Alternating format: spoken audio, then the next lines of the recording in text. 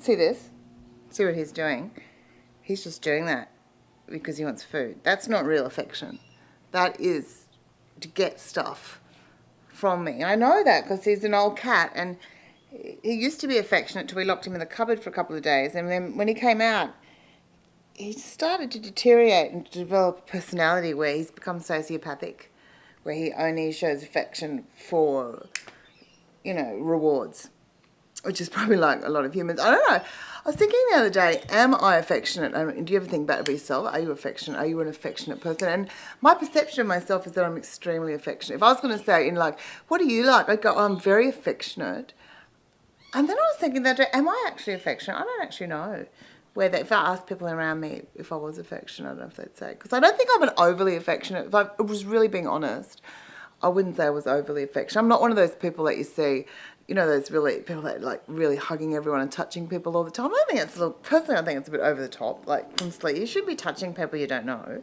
It's illegal. But some people are a bit like that. They are touchy people. So I'm not like that. And, and I'm a bit kind of like, if you come at me, I'm like, oh, do I give you a kiss? Do I give you a hug? I'm not quite sure whether to hug you or kiss you or do both. Or sometimes I like to be affectionate because it suits my view of myself. And I suppose it's the people in your life. You have to think about, like with your children and your partner. And I think with the kids, we're fairly affectionate. Like I'd hug them. I wouldn't hug them every day. Like I'd mean to hug them and I'd sort of forget. I don't get around to hugging them. Sort of got to put on a list. I might hug them. I reckon realistically I'd hug each of the kids because there's 5 about once to twice a week on a hug ratio, I reckon. And it's much harder when you've got teenagers. Like you can't just hug a teenager because they're kind of like this. To hug a teenager, you've got to kind of tackle them and get them in some sort of huddle and hold them like this really hard till they break free. I've got a 4-year-old, so clearly she uses up a lot of my hug quota because she sleeps in bed with my partner and I, and so, I'm involuntarily hugging her pretty well constantly. So I don't know if that counts as affection or whether that's like she just takes all the hugs out of me. That might be why I'm not as affectionate as I think I am, because the hugs have been taken out of me in the night. People are stealing up my affection. But I don't know, and I do kiss. I'm a bit of a, but I'm a dry. I'm a pecker, and I come from a family like we think we're affectionate. We always offer the cheek like that. Like it's kind of not even real. After a while, it's just like this. It's a ritual of what you do. It doesn't actually mean anything. It's a bit like the girl at Woolies that goes, "How are you? How are you going today? How's your day today? How's your day?" She might as well kiss me and go, "How's your day today? Good. Have a good night sleep. See you." That's and give me a hug, because that's sort of the way we do the night hugs. But it's love there. It's a sign that there's love there, but it's not actually an affectionate hug. And I do hug my husband. Like I touch my husband affectionately. Like he'll walk past and I'll just, I might grope him, but I might just let my fingers go across his back or something, and then I'll push him out the way to get where I'm going, because he gets in my way a lot.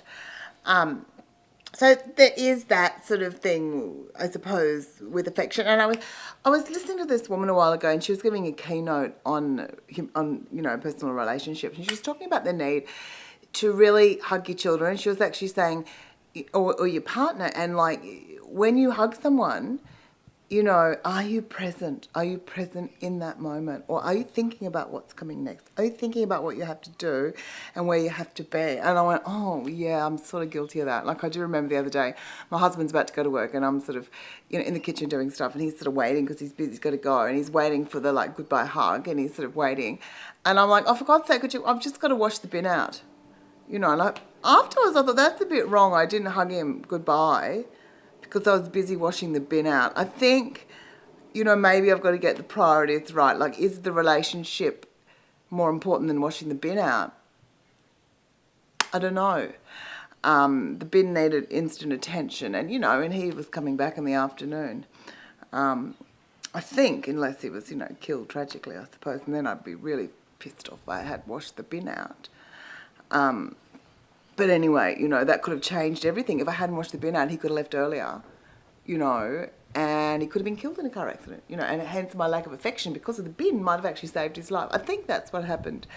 Anyway, I don't know. And I think about this thing, with this affection thing with this woman. She was saying what you do with your child, right, your teenagers, doesn't work with the little ones, is that when you hold them, don't be the first one to break away.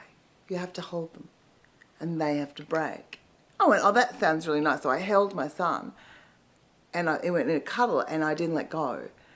And I thought, wow, he's just really connecting with him because he's really into this. He was like hugging for ages. And I thought, wow, he's really broken through something here. And it turns out, you know, he was just suffocating because I was holding him so tight into my bosom he couldn't move. And he just went, oh my God, Mum, you're so creepy. So I don't think that affection thing worked. I also don't like public displays of affection.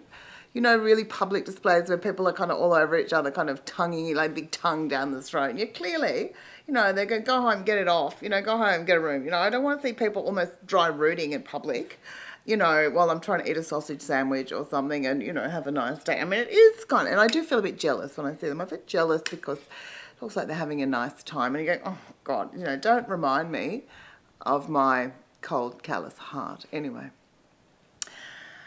So I've sort of decided I'll try to be a little bit more affectionate from time to time. Would you think I'm affectionate? Yes, dear. Oh, come on. I've got to go clean the bit now, but I might do it. That's the peck like this. I'll go like this. Goodbye. It's hard to be affectionate with a man with beard. It's got a disgusting, isn't it? It's like, it's hard to kiss a man. Sketch it down. It's kind of gross. You're thinking like a grandmother.